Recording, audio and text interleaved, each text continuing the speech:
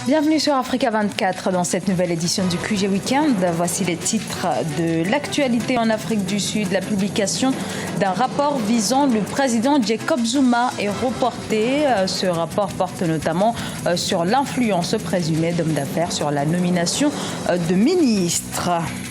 Au Sénégal, la marche qui devait avoir lieu le 14 octobre était la première manifestation de l'opposition autorisée à Dakar depuis plusieurs mois. Une manifestation rapidement dispersée en raison d'un désaccord entre le préfet et les opposants sur l'itinéraire.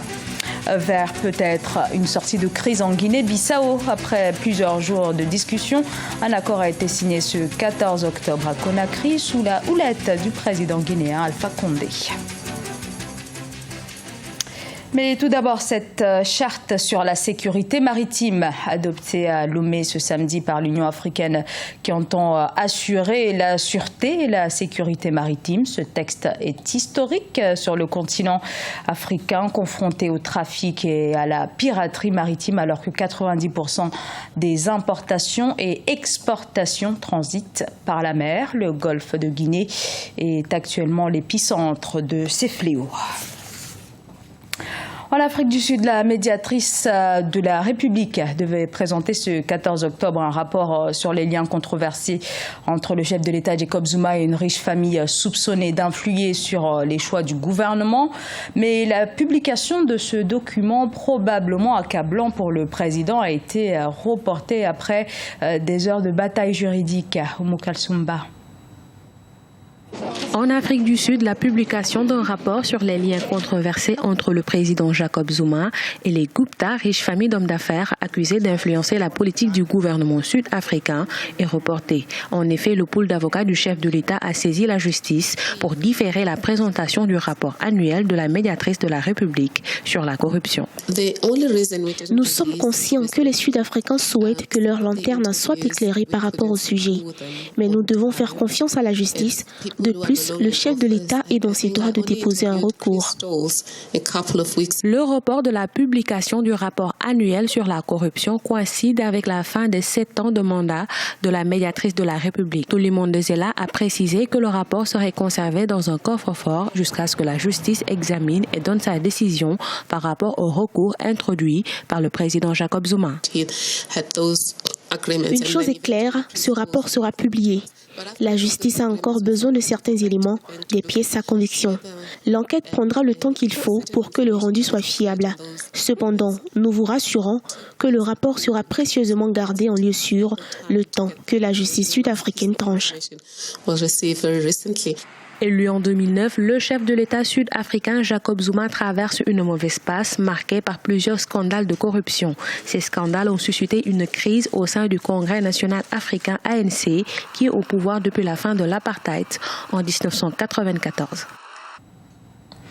Nouvelle tension ce samedi en Centrafrique, cette fois dans la localité de Ngakobo, dans un camp de déplacés dans le centre du pays. 13 personnes ont perdu la vie dans une attaque menée par des hommes armés encore non identifiés. Cette incursion survient après celle de mercredi à Kaga-Bandoro et qui a fait 37 victimes.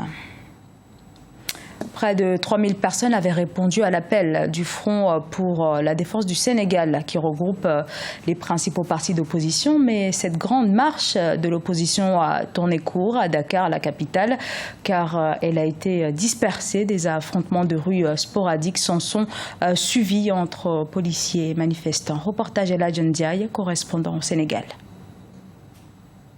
La marche de l'opposition a été dispersée par la police vendredi après-midi à Dakar. Tout est parti de l'interdiction par le préfet de Dakar de l'itinéraire de la marche qui devait débuter au rond-point de la radio-télévision sénégalaise rebaptisée avenue Doudou Ndiaye Coumba Rose pour finir devant les locaux du ministère de l'Intérieur. Mais les leaders de l'opposition ont voulu suivre l'itinéraire qu'ils avaient indiqué dans leur déclaration de marche. Nous avons dit clairement depuis le début, nous voulons une manifestation pacifique. Nous voulons parler au peuple sénégalais pour parler de la défense de nos libertés, de la démocratie et de la gouvernance des ressources naturelles. Et voilà la réaction aujourd'hui du régime de Macky Sall. Une violence inexpliquée. Pétrole et gaz au peuple. Pétrole et gaz au peuple. Cette marche de l'opposition est en partie liée à la polémique sur le pétrole et le gaz qui s'est installée dans le pays depuis quelques jours. Les militants des partis de l'opposition regroupés au sein du Front pour la défense du Sénégal, Manko Wattu Sénégal, protestent contre ce qu'ils considèrent comme étant la mauvaise gestion du président Macky Sall et le rôle présumé d'Aliou Sall, maire de Guédiawaye et frère du président Macky Sall, dans l'installation et les opérations de la société Petrotim au Sénégal. D'ailleurs, à 24 heures de la marche, Aliou Sall a démissionné de Petrotim Sénégal. Le Sénégal connaît une situation très heureuse à partir du moment où le frère du président de la République a présenté sa démission. C'est un début. Une fois de plus, le pétrole ne se nomme pas sale, la démocratie ne se nomme pas sale. Nous avons des leaders, même s'ils fuient, il y a toujours des leaders dignes. Environ 3000 personnes avaient répondu à l'appel du Front pour la défense du Sénégal, Manko Wattu Sénégal. Ce front regroupe les principaux partis d'opposition que sont le Rewmi de l'ancien Premier ministre Idrissa Seck, le Grand Parti de Malick Gakou, le PDS de l'ancien président Abdoulaye Wade, pour ne citer que cela. En République démocratique du Congo, la majorité et l'opposition prenant part au dialogue ont finalement trouvé un accord sur l'après-19 décembre, date de la fin du dernier mandat du chef de l'État Joseph Kabila. Dans cet accord qui devra être signé en plénière, le président reste en fonction jusqu'à l'élection d'un nouveau chef de l'État. Mais en attendant 2018, date de l'organisation de la présidentielle, il devra gérer le pays avec un Premier ministre issu de l'opposition. Quant à la date des élections, elle est fixée à la fin du mois d'avril 2018. Le dépôt des candidatures est prévu pour le 30 octobre 2017. Après un an de crise déclenchée en Guinée-Bissau par le limogeage en 2015 du Premier ministre Domingos Simoes Pereira par le président José Mario Bas, un accord de sortie de crise a été signé par les parties prenantes à la crise sous l'égide de la CEDEAO. En substance, ce compromis prévoit la nomination d'un nouveau Premier ministre de consensus, mais également des réformes constitutionnelles. Reportage de notre correspondant Emmanuel Milimono. En 6 principaux points, les acteurs de la vie sociopolitique de la Guinée-Bissau s'entendent sur un processus de sortie de crise. La médiation de la communauté économique des États de l'Afrique de l'Ouest, CEDEAO, sous l'égide du président Alpha Condé, commence à produire des résultats. L'accord de Conakry prend en compte certains points parmi lesquels figure en bonne place la nomination d'un nouveau Premier ministre de large consensus. Ce dernier restera en poste jusqu'aux prochaines élections législatives prévues en 2018. La Guinée-Bissau a déjà fait une table ronde.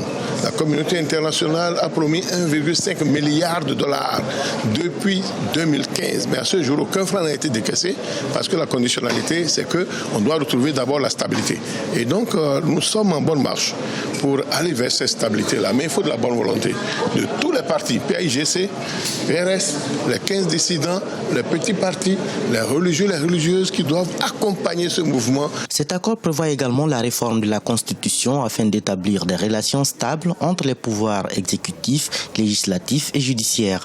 Les partis au dialogue se sont accordés sur le vote prochain d'une nouvelle loi incluant le financement public des partis politiques au prorata de leur poids à l'Assemblée nationale. Cet accord qu'on est arrivé, c'est un miracle, c'est quelque chose que quelques mois avant on pensait que c'est impossible. Aujourd'hui on est arrivé à cette accord. Je pense qu'on a donné une passe très importante dans la réconciliation et le reste, l'appel que je fais, c'est de continuer dans ce sens, dans cet esprit de chercher la meilleure solution pour la Guinée-Bissau. L'accord de Conakry souligne aussi que la prochaine réforme constitutionnelle sera effectuée dans le cadre d'une large consultation nationale. La CEDEAO et les Nations Unies mettront à disposition des experts constitutionnalistes de haut niveau afin de permettre au pays de traverser cette ultime épreuve de stabilisation sociopolitique. Ce journal a été réalisé par l'ensemble de la rédaction. Nous vous remercions pour votre fidélité. Dans un instant, une nouvelle édition de l'actualité sur Africa 24.